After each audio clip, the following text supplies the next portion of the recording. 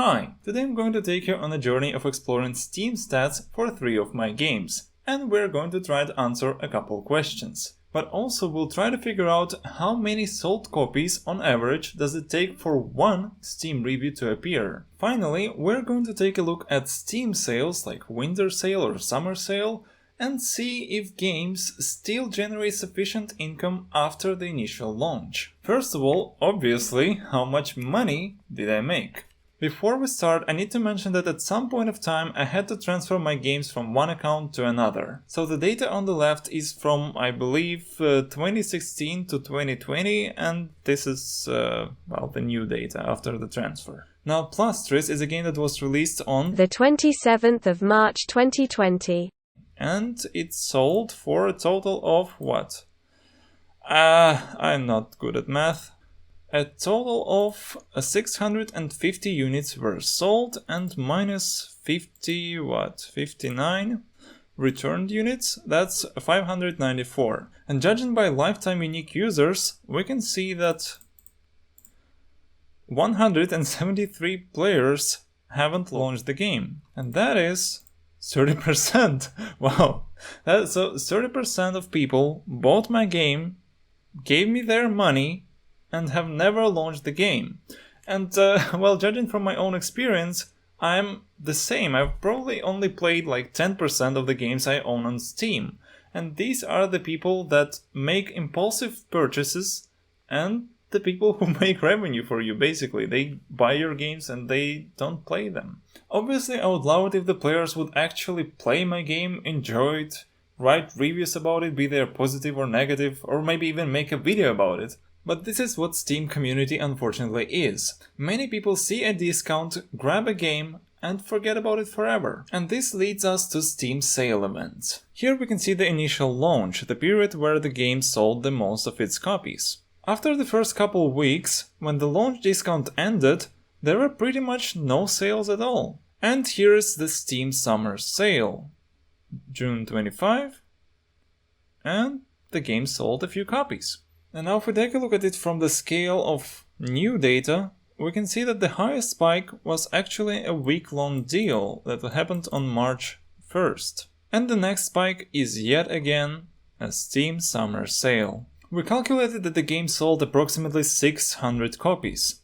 Well, how many reviews does it have? Here it says 26, but if you take a look at down here, that is 33 reviews. We calculated that the game sold approximately 600 units. Now let's divide it by the amount of reviews, and that is 23 copies per review. That's actually a very good number, because I heard a number of 80 copies per review. Now Shatris. Shatris has much less reviews and a bit of a higher price. The previous game was $2, this one is $3. It was released after I switched to a new account, so this data here is all we need to look at. We can see that the total Steam units was 135, which is a very low number. The amount of revenue it made is, well, if you consider that I need to order music for my games to advertise them somehow, and that I spent a hell lot of time making them, you'll understand that this number is really not impressive.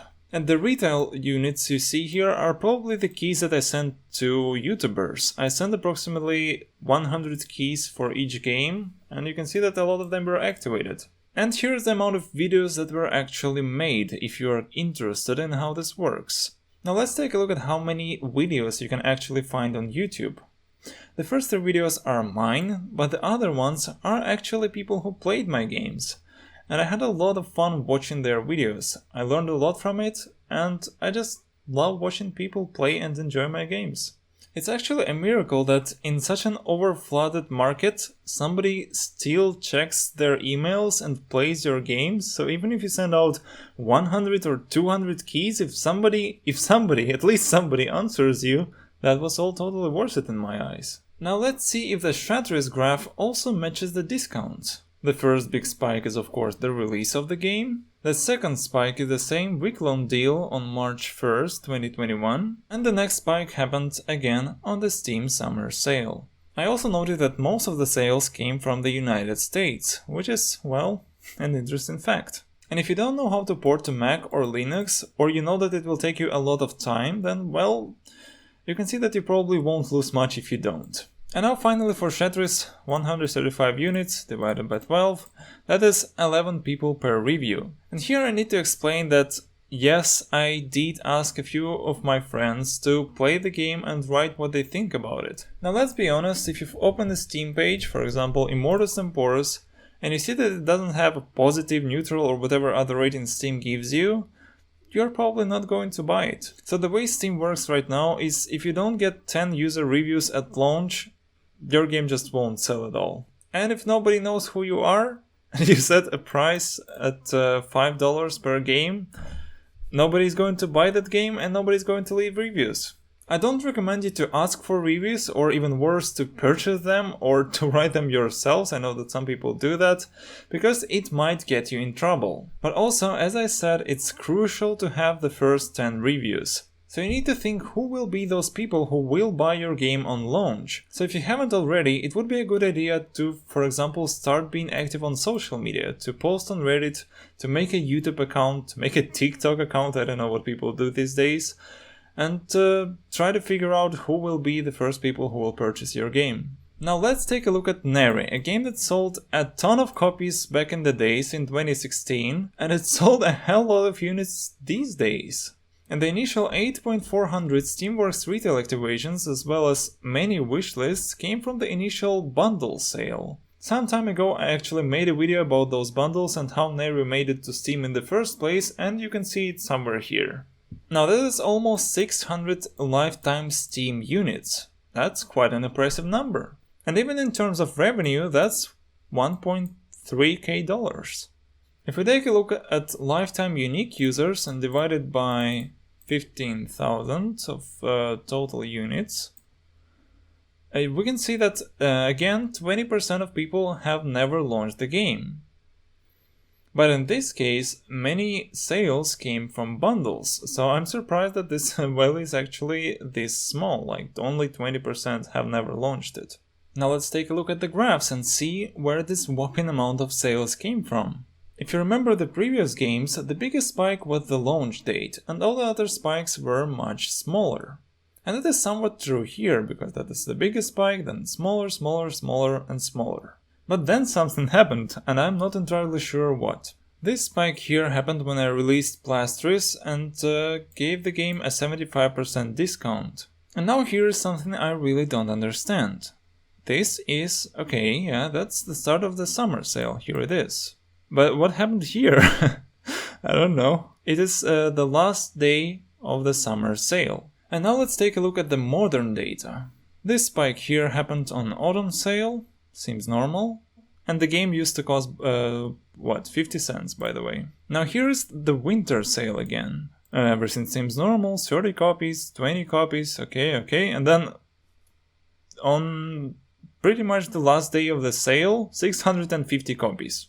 How did this happen? I don't know. And you can probably see this tendency that there is a discount, there are sales on the graph. Otherwise, there are no sales at all, pretty much. Here again, this is the week-long deal, actually not a sale organized by Steam, this was just a week-long deal that I set randomly, and it seems to be a much bigger spike than the Steam sales, because I guess there aren't as many games on a discount, so it makes sense. Maybe I should do that more often. And here the last one is again the summer sale, and I was surprised to see those numbers because it's a huge amount of sold copies. Now why does it work like that? I have a couple theories. One of them is that Nier is a game that still has trading cards. Recently, or maybe it's not recently, I don't know, I'm kinda lost in time, but at some point of time, Steam made it so that you need to sell a certain amount of copies of your game in order for it to have access to Steam cards.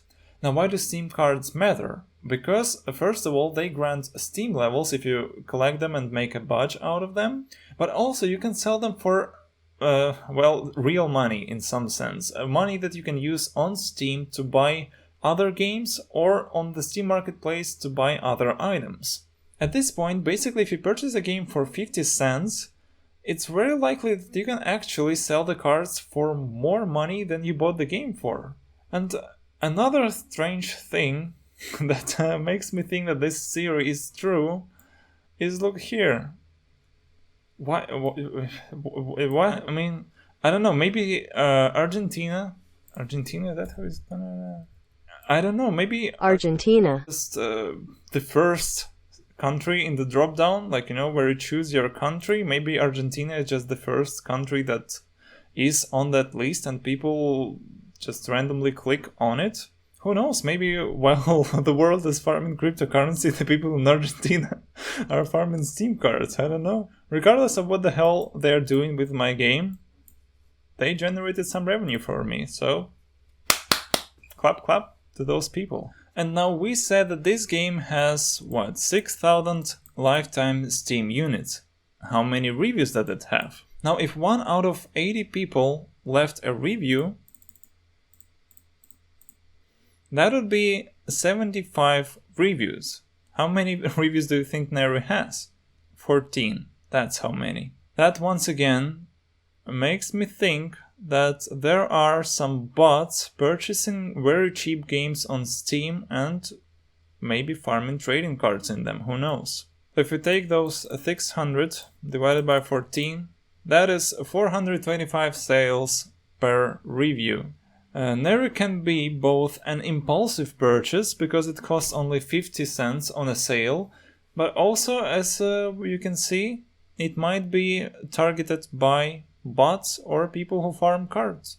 Now I finally understand why so many people actually launched the game. They are probably playing it to farm cards. You need to spend some amount of time in the game in order to get the cards from it.